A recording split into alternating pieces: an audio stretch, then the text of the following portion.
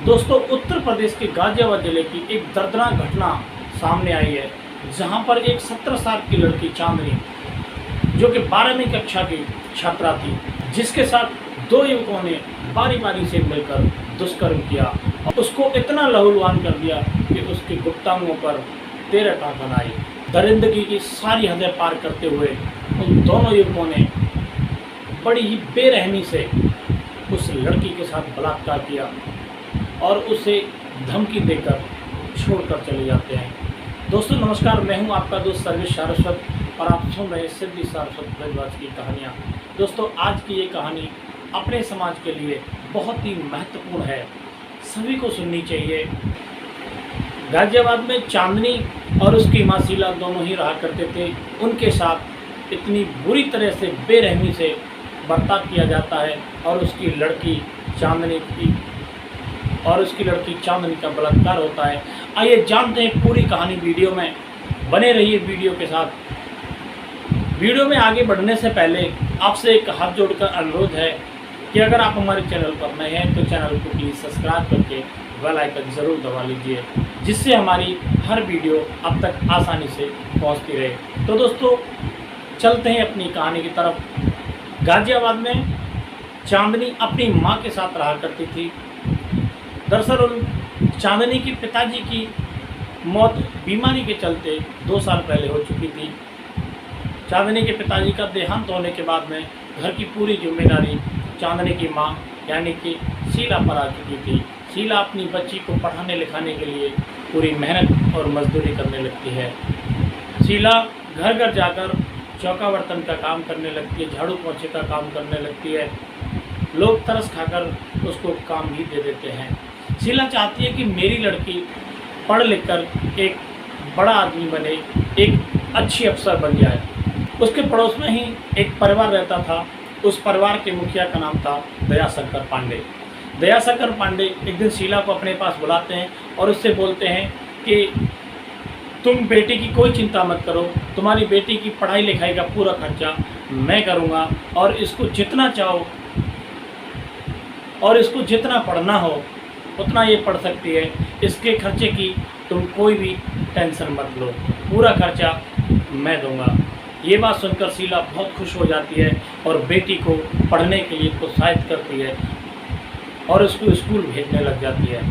चांदनी पढ़ने में बहुत ही होशियार और एक होनहार लड़की थी। दयाशंकर पांडे भी चाहते थे कि ऐसे होनहार बच्चे को पढ़ने लिखने में किसी भी प्रकार की कोई प्रॉब्लम नहीं होनी चाहिए, किसी भी प्रकार की कोई समस्या का सामना नहीं करना चाहिए और ये बच्ची अगर पढ़ लिख कर कुछ बन जाती है तो इससे अच्छी बात और क्या होगी। तो वो उसका पूरा खर्चा उठाने के लिए तैयार हो जाते हैं। शीला जब ये बात सुनती है तो बहुत खुश हो जाती है। चांदनी देखने में भी बहुत खूबसूरत लड़की थी। दोस्तों 11 मई 2024 का दिन था। शीला अपने काम पर गई हुई थी, बेटी अपने स्कूल गई हुई थी। दोपहर के टाइम चांदनी स्कूल से छुट्टी करने के बाद अपने घर की तरफ आती है तो रास्ते में ही चांदनी को उसी के जान पहचान के 2 युवक मिल जाते हैं, जिसका नाम एक का नाम मोहित होता है और दूसरे का नाम सारिक होता है। मोहित और सारिक चांदनी से बोलते हैं, चांदनी तुम्हारी माँ की तबीयत बहुत ज़्यादा ख़राब है, शालीमार गार्डन में वो तुम्हारा इंतज़ार कर रही हैं, तुम्हें याद कर रही हैं, तुम हमारे साथ चलिए, हम तुम्हें तुम्हारी माँ के पास लेके चलते हैं। तभी चांदनी डर जाती है और बहुत तेज़ से घबरा जाती है, रोने लगती है कि सुबह तो मेरी मम्मी को बहुत अच्छा खासा छोड़ा था, लेकिन अब ऐसा क्या हो गया कि माँ की तबीयत इतनी ख़राब हो गई कि शालीमार गार्डन में माँ मुझे याद कर रही है। वो कुछ सोच नहीं पाती है। माँ की चिंता करते हुए चांदनी उन दोनों लड़कों के पीछे उनकी बाइक पर बैठ के उनके साथ चली जाती है। जैसे ही वो शालीमार गार्डन पहुँचते हैं, वहाँ पर जाके देखते हैं सारिक और मोहित उसको एक फ्लैट में लेकर चले जाते हैं और बोलते हैं तुम्हारी माँ अंदर बैठी हुई है, अंदर जाके अपनी माँ से मिल लो। तभी चांदनी भागते भागते उस फ्लैट के अंदर चली जाती है। वहाँ जाकर देखती है वहाँ पर कोई नहीं है, पूरा रूम खाली है। तभी चांदनी बोलती है यहाँ तो मेरी माँ है ही नहीं, मेरी माँ कहाँ है। तभी मोहित बोलता है हो सकता है तुम्हारी माँ की तबीयत कुछ ज़्यादा ख़राब हो गई हो तो उसको हॉस्पिटल लेकर गए हो। एक काम करो, थोड़ी देर बैठ जाते हैं, गर्मी बहुत ज़्यादा है, अभी चलेंगे। दोस्तों रास्ते में से ही मोहित और सारिक कोल्ड ड्रिंक की बोतल लेकर गए थे। कुछ खाने पीने की भी उसमें सामग्री साथ में थी,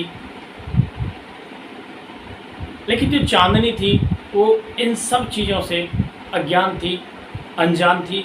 उसे नहीं पता था कि उसके साथ क्या होने वाला है। सारिक चांदनी को बोलता है कि चांदनी कोई बात नहीं, मम्मी हॉस्पिटल में हूँ, अभी थोड़ी देर बाद जाकर भी हम उनसे मुलाकात कर लेंगे, तुम उनसे जाके मिल लेना। गर्मी बहुत ज़्यादा है, आओ बैठते हैं, थोड़ा कोल्ड ड्रिंक पी लेते हैं, कोल्ड ड्रिंक पीने के बाद फिर चलते हैं। चांदनी मान जाती है और तीनों लोग बैठ के कोल्ड ड्रिंक पीने लगते हैं। तभी नज़र बचा के मोहित और सारिक उसमें नशीली ड्रग्स मिला देते हैं, नशीली गोलियां मिला देते हैं और मिलाने के बाद उसको तीनों लोग पीने लगते हैं। कोल्ड ड्रिंक पीने के बाद चांदनी को थोड़ा चक्कर आने लगता है। चांदनी सारिक और मोहित से बोलती है कि मुझे तो चक्कर आने लग रहा है। तभी सारिक बोलता है कोई बात नहीं, एक काम करो, गर्मी बहुत ज़्यादा है, तुम थोड़ी देर लेट जाओ। चांदनी उसी बेड पे फ्लैट में लेट जाती है और लेटने के बाद अचेत अवस्था की तरफ जाने लगती है। तभी वो महसूस करती है कि सारिक और मोहित उसके शरीर के साथ छेड़खानी करने लगते हैं।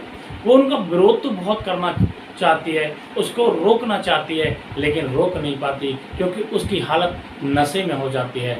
उसके हाथ पैर काम नहीं करने लगते हैं।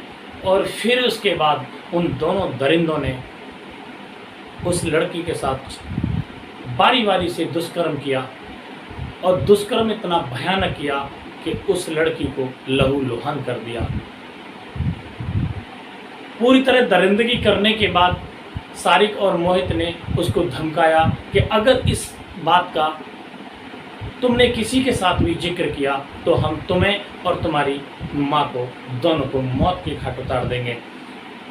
यहाँ से जाने के बाद अपनी जुबान बिल्कुल बंद रखना। लड़की डर जाती है और सारिक और मोहित वहाँ से भाग खड़े होते हैं।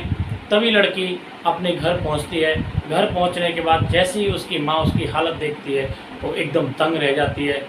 उसको पूछती है बेटी तू कहाँ गई थी और ये तेरी हालत ऐसे कैसी हो रही है। चांदनी अपनी माँ को देखकर रोने लगती है और अपनी माँ से वो सारी कहानी बयान कर देती है। बता देती है कि सारिक और मोहित ने मेरे साथ इस तरह से दुष्कर्म किया है, मुझे यहाँ से बहका कर लेकर गए थे और उन दोनों ने मुझे धमकी भी दी है कि अगर मैंने ये बात किसी को बताई तो मुझे और आपको जान से मार देंगे। उसकी माँ भी डर जाती है क्योंकि घर में कोई पुरुष था नहीं, गरीब लोग थे, माँ और बेटी के सिवा उनका और कोई नहीं था। करते तो क्या करते। तभी उसकी माँ चांदनी को एक अच्छी अस्पताल में लेकर जाती हैं, उसका इलाज कराती हैं और इलाज के दौरान ही डॉक्टर चांदनी की माँ से बोलते हैं कि इसके ब्लीडिंग बहुत ज़्यादा हो रही है, काफ़ी ब्लड आ रहा है, तो इसके हमें टाँके लगाने पड़ेंगे। ये बात सुनकर शीला डर जाती है और सिर पकड़ के रोने लगती है। आखिर वो क्या करे, एक बेटी की माँ है। शीला बोल देती है कि जो भी करना है कुछ भी कीजिए, मेरी बेटी को ठीक कर दीजिए। तभी डॉक्टर उसके प्राइवेट पार्ट पर 13 टाँका लगाते हैं। दोस्तों 13 टाँके आने के बाद कुछ देर वहीं रेस्ट करते हैं। उसके बाद डॉक्टर उसको घर जाने के लिए बोल देते हैं, अब अपनी बेटी को लेकर आप अपने घर जा सकती हो। शीला अपनी बेटी चांदनी को लेकर अपने घर आ जाती है। जैसे ही शीला और चांदनी अपने घर पहुंचते हैं, शाम को खाना पीना खाते हैं, तभी सारिक और मोहित दोनों उसके घर आ धमकते हैं और उन दोनों को धमकी देते हैं कि अगर तुम माँ बेटी ने इस बात की जिक्र किसी अन्य आदमी से किया या पुलिस में FIR किया, पुलिस को सूचित किया या किसी को भी बताया तो हम तुम दोनों को मार डालेंगे, दोनों का मर्डर कर देंगे। भलाई इसी में है कि जो कुछ भी हुआ उसको भूल जाओ। ये कहकर दोनों लोग वहाँ से चले जाते हैं। एक दिन ऐसे ही निकल जाता है। दूसरे दिन शीला को एक हिम्मत सी आती है और वो कड़ा फैसला लेती है और अपनी बेटी को साथ में लेकर पुलिस स्टेशन, नज़दीकी जो पुलिस स्टेशन था उसमें पहुंच जाती है। वहाँ के थाना इंचार्ज जो होते हैं सिद्धार्थ गौतम को सारी बातें बताती है और उन दोनों के नाम दर्ज FIR लिखा देती है। सिद्धार्थ गौतम कहते हैं कि तुम्हें तो इस घटना की जानकारी हमें बहुत पहले दे देनी चाहिए थी, तुमने तो काफ़ी देर लगा दी, अब तक तो मैं उन दोनों को अरेस्ट भी कर लिया होता। चलो कोई बात नहीं, तत्काल प्रभाव से वो आदेश जारी कर देते हैं और दोनों को अरेस्ट करने के लिए बताई हुई पते पर पुलिस पहुंच जाती है, दबिश मारती है और दोनों को गिरफ्तार कर लिया जाता है। गिरफ्तार करने के बाद सारिक और मोहित को थाने लाया जाता है, जहां लाकर उसकी दोनों की खूब तुड़ाई होती है और उन दोनों के साथ मारपीट की जाती है। मारपीट करने के बाद उन दोनों को जेल भेज दिया जाता है। सिद्धार्थ गौतम के जांच के अनुसार पाया जाता है इस पूरे हादसे में डॉक्टर का भी रोल था, क्योंकि जब डॉक्टर के पास पीड़िता पहुंची थी तो डॉक्टर ने उसकी जानकारी पुलिस को क्यों नहीं दी, उस बात को वहीं पर क्यों छुपा दिया। खैर ये जांच का विषय है, पुलिस आगे और छानबीन कर रही है और उन दोनों आरोपियों को जेल भेज दिया गया है और वो जेल की सलाखों में हैं। चांदनी और चांदनी की माँ शीला दोनों अपने घर पर हैं। अब और आगे इससे क्या हुआ इसके बारे में अभी हमें कोई जानकारी नहीं है। दोस्तों, हमारा उद्देश्य किसी भी जाति विशेष को, व्यक्ति विशेष को ठेस पहुंचाना नहीं है, बस समाज में जागरूकता लाना है। हमारा उद्देश्य सिर्फ इतना है कि ऐसे होने वाली अप्रिय घटनाओं से कैसे बचा जा सके, पहले से ही हमें कैसे सचेत रहा जा सके। बिना किसी की मंशा जाने हुए किसी के साथ भी ऐसे नहीं जाना चाहिए। जाने से पहले पूरी छानबीन कर लेनी चाहिए, तब जाकर किसी पे से भरोसा करना चाहिए। दोस्तों, ये रही मेरी कहानी अच्छी लगी हो तो कहानी को प्लीज़ लाइक कर दीजिए। अगर आपने मेरा चैनल सब्सक्राइब ना किया हो तो चैनल को प्लीज़ सब्सक्राइब कर लीजिए, बेल आइकन भी दबा लीजिए। दीजिए इजाज़त, मिलते हैं किसी अन्य सच्ची घटना के साथ में। तब तक के लिए नमस्कार, जय हिंद।